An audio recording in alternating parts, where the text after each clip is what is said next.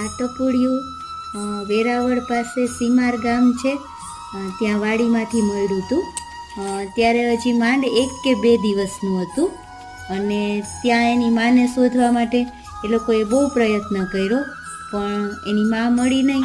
એટલે ત્યાંથી અહીંયા 120 કિલોમીટર જેટલું દૂર થાય છે, ત્યાંથી અહીંયા મૂકી ગયા અને અત્યારે એની આંખો પણ ખુલી ગઈ છે અને 10 દિવસનું થઈ ગયું છે. ઢીંગલું કેવું સરસ મજાનું છે. હવે એ જેટલું સરસ છે ને એવું જ સરસ મજાનું એનું નામ પણ અમારે ગોતવું છે, તો બધા અમને એનું નામ ગોતવામાં મદદ કરો. કોઈને સરસ નામ આવડતું હોય તો કોમેન્ટમાં મોકલો.